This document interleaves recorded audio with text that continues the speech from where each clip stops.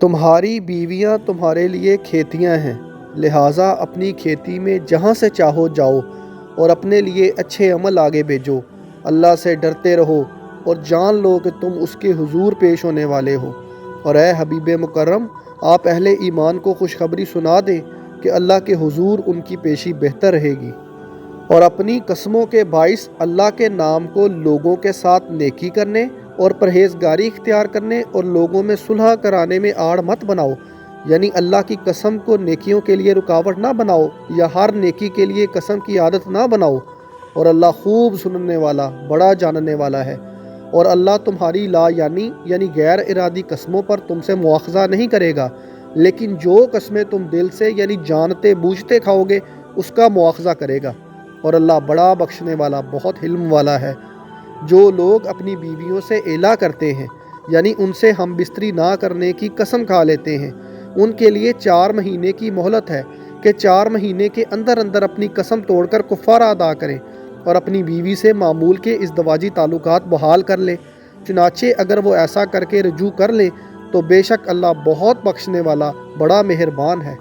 اور اگر انہوں نے 4 مہینے قسم توڑے بغیر گزارنے یعنی طلاق ہی کا پختہ ارادہ کر لیا ہو تو بے شک اللہ سننے والا، جاننے والا ہے۔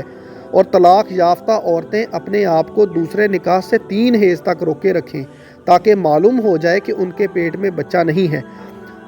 اور اگر وہ اللہ اور روز جزا پر ایمان رکھتی ہیں تو ان کے لیے یہ جائز نہیں کہ اسے یعنی حیض کو یا بچے کو چھپائیں جو کہ اللہ نے ان کے رحموں یعنی پیٹوں میں پیدا کیا ہے،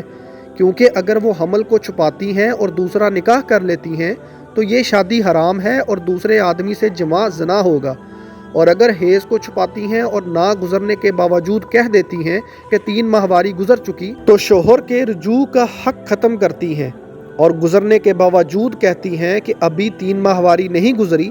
تو وہ ناحق نان و نفقہ لینا چاہتی ہیں۔ ایسے میں ان کے شوہر اگر رجوع کرتے ہیں تو جماع حرام ہوگا۔ یہ آیت کہہ رہی ہے کہ اگر وہ اللہ پر اور یوم آخرت پر ایمان رکھتی ہیں تو ان کے لیے جائز نہیں کہ اللہ نے ان کے رحموں میں یعنی پیٹوں میں جو کچھ حیض یا بچہ پیدا کیا ہے اسے چھپائیں۔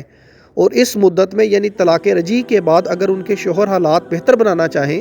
تو ان کو حق ہے کہ وہ ان عورتوں کو اپنی زوجیت میں واپس لے لیں، اور ان عورتوں کو معروف طریقے کے مطابق ویسے ہی حقوق حاصل ہیں جیسے مردوں کو ان پر حاصل ہے، البتہ مردوں کو ان پر 1 درجہ فوقیت ہے، اور اللہ غالب اور حکمت والا ہے۔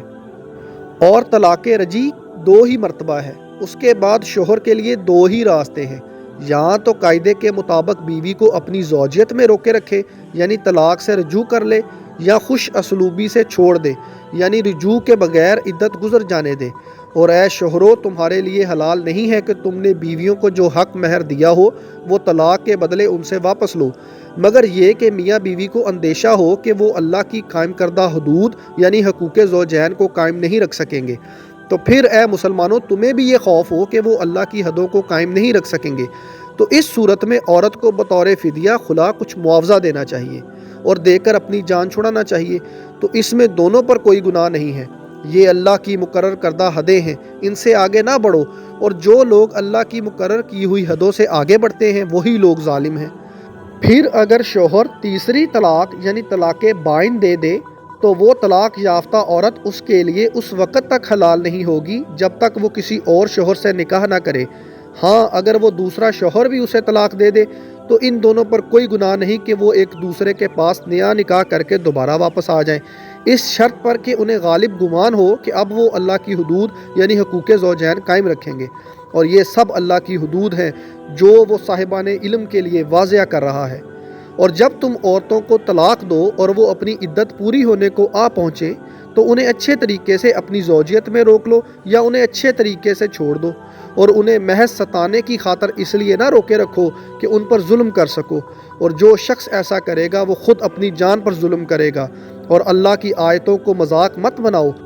اور اللہ نے تم پر جو انعام فرمایا ہے یعنی تمہیں مسلمان اور حضور کا امتی بنایا ہے اسے، اور تم پر جو کتاب قرآن اور حکمت کی باتیں اس کتاب میں تمہیں نصیحت کرنے کے لیے نازل کی ہیں انہیں یاد رکھو، اور اللہ سے ڈرتے رہو، اور جان رکھو کہ اللہ ہر چیز کو خوب جانتا ہے۔ اور جب تم عورتوں کو طلاق دو اور وہ اپنی عدت پوری ہونے کو آ پہنچیں تو اے میکے والو انہیں اس بات سے منع نہ کرو کہ وہ اپنے سابقہ یا نئے شوہروں سے دوبارہ نکاح کریں جبکہ وہ شرعی دستور کے مطابق آپس میں رضامند بھی ہوں۔ ان باتوں کی نصیحت تم میں سے ان لوگوں کو کی جا رہی ہے جو اللہ اور یوم آخرت پر ایمان رکھتے ہوں، یہی تمہارے لیے زیادہ ستھرا اور پاکیزہ طریقہ ہے۔ اور اللہ جانتا ہے اور تم بہت سی باتوں کو نہیں جانتے۔ اور مائیں طلاق یافتہ ہوں یا نہ ہوں اپنے بچوں کو پورے 2 سال تک دودھ پلائیں۔ یہ حکم اس کے لیے ہے جو دودھ پلانے کی مدت پوری کرنا چاہے، یعنی اگر بچے کو ضرورت نہیں اور دودھ چھڑانے میں اس کے لیے خطرہ نہ ہو تو اس سے کم مدت میں بھی دودھ چھڑانا جائز ہے۔ اور دودھ پلانے والی ماؤں کا کھانا پہننا دستور کے مطابق بچے کے باپ پر لازم ہے۔ کسی جان کو اس کی طاقت سے بڑھ کر تکلیف نہ دی جائے اور نہ ماں کو اس کے بچے کے باعث نقصان پہنچایا جائے، یعنی اگر ماں کسی معقول عذر کے باعث دودھ نہ پلائے تو اسے مجبور نہ کیا جائے، اور نہ باپ کو اس کی اولاد کے سبب سے نقصان پہنچایا جائے، یعنی اگر بچہ ماں کے سوا کسی اور کا دودھ نہیں لیتا تو ماں انکار کر کے بلا وجہ باپ کو نہ ستائے۔ اور اگر کسی بچے کا باپ زندہ نہ ہو تو دودھ پلانے کے سلسلے میں جو ذمہ داری باپ کی ہے وہ وارثوں پر عائد ہوگی۔ پھر اگر دونوں یعنی والدین باہمی رضامندی اور مشورے سے 2 سال قبل ہی دودھ چھڑانا چاہیں تو ان پر کوئی گناہ نہیں۔ اور پھر اگر تم اپنی اولاد کو دایا سے دودھ پلوانے کا ارادہ رکھتے ہو تب بھی تم پر کوئی گناہ نہیں، جبکہ تم نے جو اجرت ٹھہرائی تھی وہ دودھ پلانے والی دایا کو بھلے طریقے سے دے دو۔ اور اللہ سے ڈرتے رہو اور جان رکھو کہ اللہ تمہارے سارے کاموں کو اچھی طرح دیکھ رہا ہے۔ اور تم میں سے جو لوگ وفات پا جائیں اور بیویاں چھوڑ کر جائیں تو وہ بیویاں اپنے آپ کو 4 ماہ اور 10 دن انتظار میں روکے رکھیں،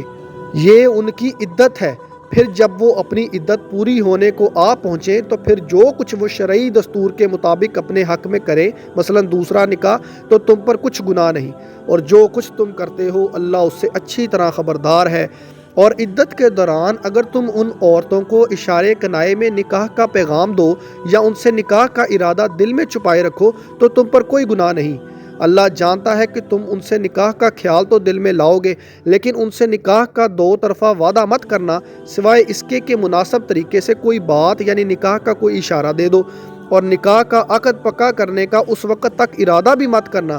جب تک عدت کی مقررہ مدت اپنی میعاد کو نہ پہنچ جائے، اور جب مقررہ عدت اپنی انتہا کو پہنچ جائے تب تم نکاح کر سکتے ہو۔ اور یاد رکھو کہ جو کچھ تمہارے دلوں میں ہے اللہ اسے خوب جانتا ہے،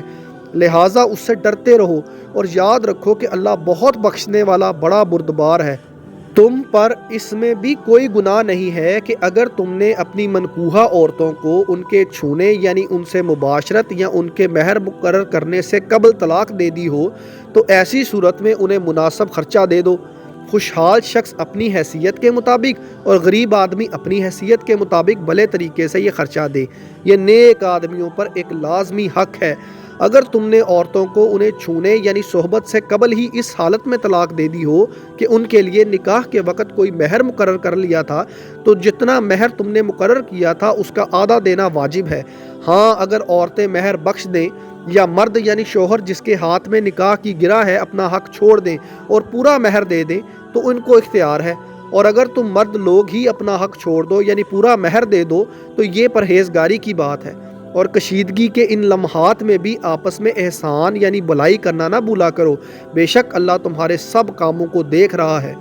تمام نمازوں کی حفاظت کرو یعنی پابندی کرو، خاص طور پر درمیانی یعنی نماز عصر کی، اور اللہ کے حضور سراپا ادب و نیاز بن کر قیام کیا کرو۔ اور اگر تمہیں دشمن کا خوف لاحق ہو تو کھڑے کھڑے یا سوار ہونے کی حالت ہی میں نماز پڑھ لو۔ پھر جب تم امن کی حالت میں آ جاؤ تو نماز کو ان پورے شرائط و ارکان اور آداب کے ساتھ ادا کرو جن کی تمہیں اللہ نے اپنے حبیب کے ذریعے سے تعلیم دی ہے، جس سے تم پہلے ناواقف تھے۔